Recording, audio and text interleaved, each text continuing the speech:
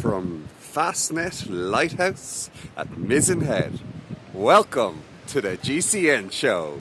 Welcome to the GCN Show. This week, what are the biggest things to get excited about in cycling in 2022? We will tell you what's getting us going for starters.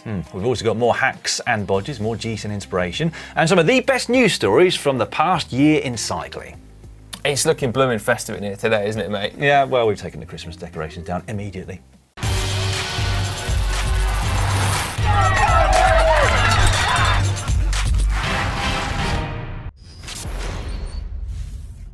This year in the world of cycling, we learnt that road riders could really learn a thing or two from pro mountain bikers.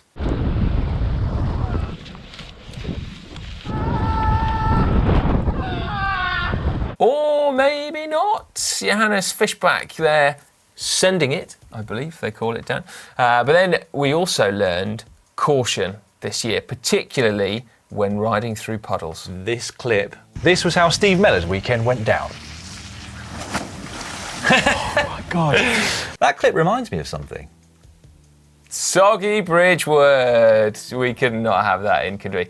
We also learned that NFTs, or non-fungible tokens, actually do seem to have a value in cycling. First Colnago sold one for over $8,000, and it seems like it's gone up in value since then. It does, remarkably, doesn't it? And then it wasn't just superbikes, but also Wout van Aert's race victories, which he sold for €47,000. Wow. Now, unfortunately, Dan is still the owner of his New Forest Boxing Day 10-mile time trial NFT after, sadly, he couldn't find anyone willing to bid on it. No, although I am still open to offers. I bet you are. If you'd like to.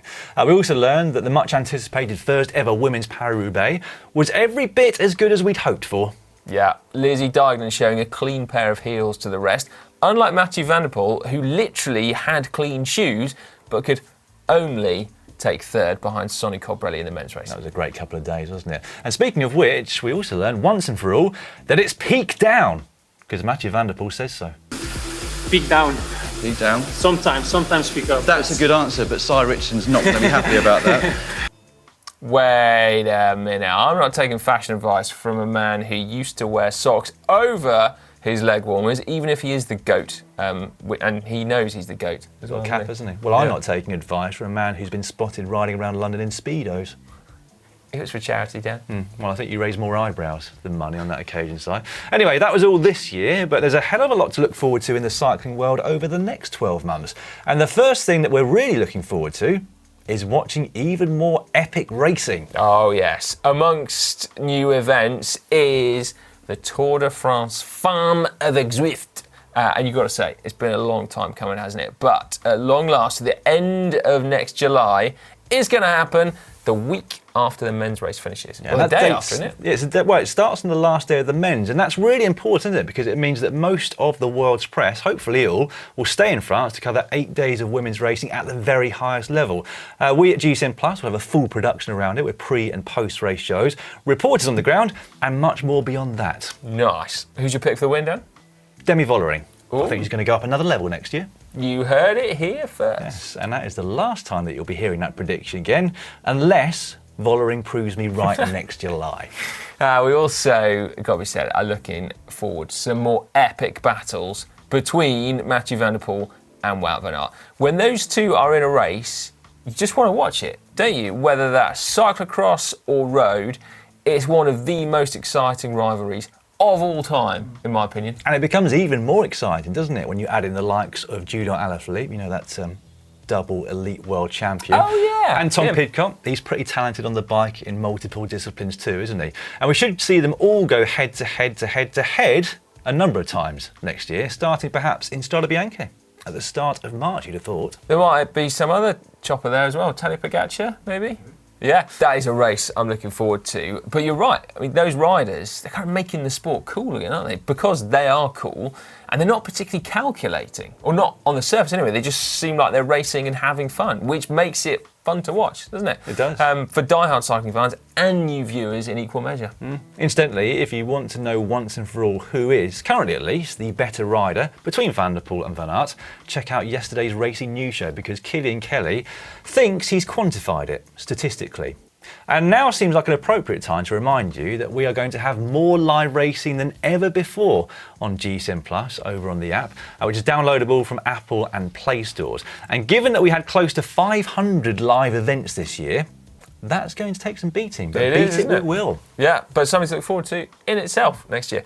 Now, next, something that I personally am very excited about, change the subject slightly, everlasting self-lubricating maintenance-free bearings. Yes, and I genuinely am excited about this innovation, partly because we're cycling tech nerds here, but mainly because it promises to completely cut out any time previously spent replacing or maintaining, cleaning, greasing bearings. Happy days. Ceramic Speed have not given a set release date for when they'll be selling these bearings at the moment, but I bet Ollie Bridgewood has got his name down for a set already. He's on the waiting list. I bet he does. I certainly do, because here's the kind of thing that gets pulled out of my cyclocross bikes. Oh yes. Nice. Right, now finally, we're looking forward to the first ever UCI sanctioned Gravel World Championships. Why?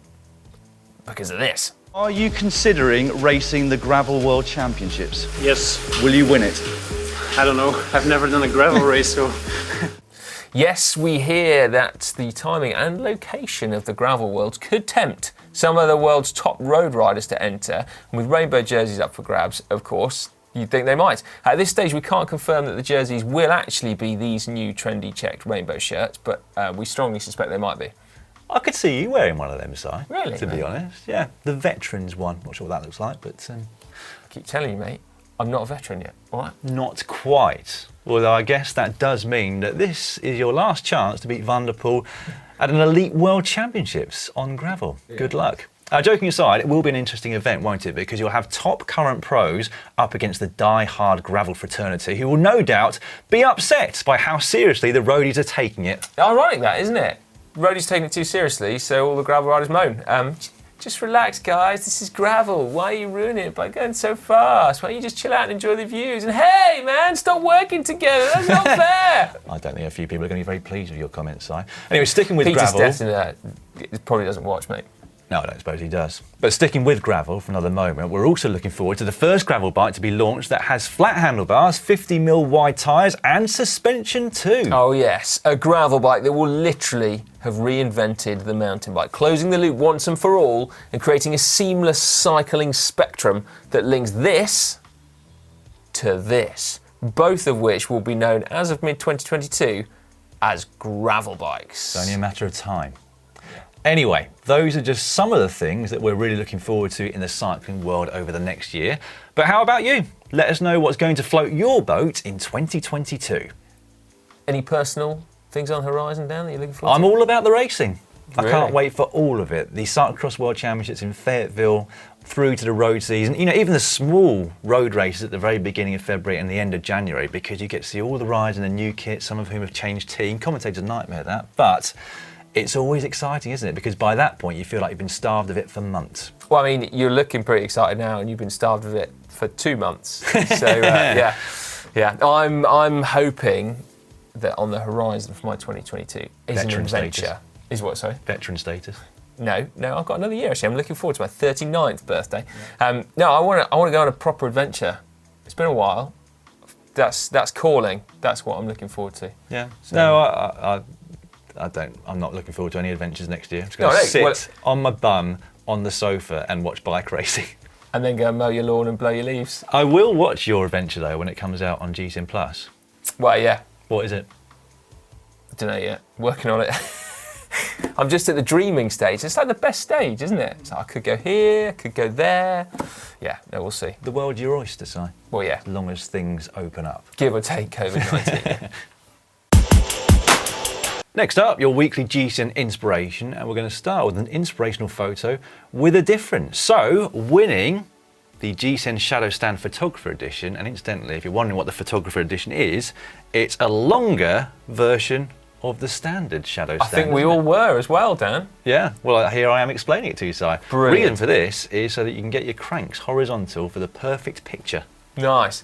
Now, the reason Dan says that third place is a photo with a difference is because it's actually not a conventional photograph at all. It's been painted with a brush by Toby Six. Look at this, a large oil painting inspired by watching a local race on the roads around Alpe d'Huez. How cool is that? They haven't got any helmets on. No, a local race from some time ago, I would imagine. But I'd be very happy to have that on my wall at home. Well, no, it can't be some time ago, mate, because there's someone holding up a phone. Oh. It's just a race where people seem to not think they need to have helmets on. I suppose it's that beautiful thing about paintings is that they can use their creativity and imagination. Yeah, well, that is a sort of painting where you just see more the more you looked at it, isn't it? Anyway, it is indeed, yeah. Second place today gets themselves a GCN Cool Red t-shirt and an Elite Fly water bottle, one of the large ones. And it's this. Looking westward from Lighthouse Road across the wetland areas of New Point Comfort, the waters of the Chesapeake, oh thank you, Si, reflected the last rays of an October day in 2020. That sun almost doesn't look real in that photo, does it? Well, it's because we've forgotten what it looks like this time of year. But that is super cool, isn't it? I like that very much. Fantastic. Well done to you. Yeah, what more can you say? That's just a wicked photo, isn't it? First place this week will receive a GCN Pursuit bright blue t-shirt, a core blue t-shirt and a GCN core black sweatshirt. Almost an entire wardrobe there for first prize, which goes to... Well, not really, is it? Just the top half. Yeah, I was going to say, I don't want to come round to your house now. Or in fact, look underneath the table. But there we go. Whoa! The winner is Cindric Isidore. My nephew did his first cyclocross race and first bike race ever. A hard 30 minutes in the mud. But apparently he enjoyed it. So there we go. Yeah, just 10 years of age. That's a long race, 30 minutes for a 10-year-old. It is, isn't it? In cyclocross. Fair play. That is super cool. Yeah, So, I hope that he's hooked. It's easy to get hooked even if you don't do very well at your first race because we are told that he finished last, but I wasn't far off last in my first race. Really? Or my last race, I don't think either. Some things just didn't get any better, but I did love it anyway. Well, yeah, no, me too. Yeah, I was 13th in my first bike race, which wasn't terribly good. It's been a small entry, was it? 14. no, 50 odd. Was it? That wasn't bad. That's your first race. Yeah, I'm pretty sure I was 13th. I was 47th out of just over 60 in my first race. Right. I'd like to say I could check, but I'm not entirely sure the internet has a record of the Cheddar Challenge from 1992. Well, I used to have a collection of binders with all of my results in chronological order. Used to? Where have they gone? Well, I don't know actually. There must be somewhere. You got to find them, mate. That's like a GCN video series waiting to happen. Yeah, I've not got the first binders. I haven't got the first page of any set of results, but I've got the page that I'm on. Anyway, we are going off topic as ever, but thank you all for your inspirational photos that you've been sending in and posting to the app this year. Don't forget, you can already get involved ready for next year's first show of the season in January of 2022 by posting your photos over on the app. We'll choose 3 of our favourites next week and they'll all win a prize. Hack /Bodge of the week now. We've only got 4 for you, but we're going to finish with a belter that Si is yet to see. But we'll start with one that involves a zip tie from Stollydad.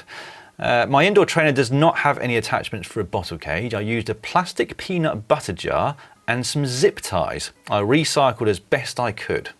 That's from Joel.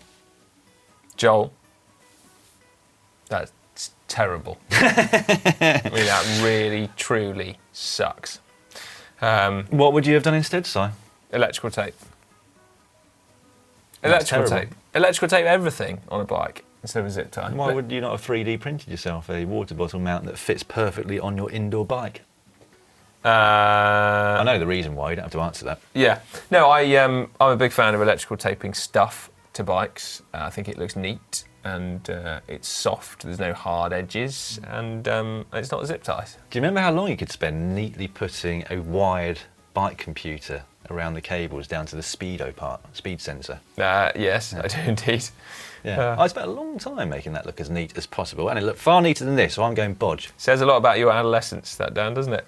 But yes, I'm going to say huge catastrophic Bodge. Stollydad. Okay. So, well, we are in the minority, Si. Just what? 51% of people voted hack for that one. You can lose faith in humanity quite quickly, Dan. And in the GCN community. What are you all doing? Yeah. Right then, next up we've got this one from Peter Rack. This is an intriguing little one, isn't it? He said, I know the pieces fit. So we got 3 Allen keys to put a bit of torque through a Shimano end cap for his cranks to tension his chain set. Or maybe remove it. Yeah. Or remove it, true. Whatever you do, Peter, be careful because you don't want to actually put that much torque into those. Do you? No. Because your cranks won't spin. Quite easily roundable, I'd imagine, looking at that. Or is it one of the metal ones? Or is it one No, it's a plastic one, but it should be finger tight. Oh, right. Otherwise, you're basically you overload your bearings and they won't spin, and you just be spewing watts out left, right, and centre. Yeah, but finger tight when you've got the correct tools. Yeah, but it's like a little. No, but it's a little wheel, isn't it? Yeah. So you could put too much torque through it with these Allen keys. I see what you're saying. So I'm going to go Bodge. I'm going to go Bodge as well. Okay. Well, we're in the minority. No, we are in the majority. 59% went for Bodge. Good. And 41% for Hack. Next up, Rally Matt. Money talks. Needed a smaller stem cap to accommodate a phone bracket. This cost me 50 pence, and it also celebrates Roger Bannister's epic breaking of the 4-minute mile as well. I'm not going to lie, Dan. I've spent some considerable time looking at this, like not just now, but before filming as well, and I cannot work out what on earth is going on. Like, that doesn't look like a stem to me.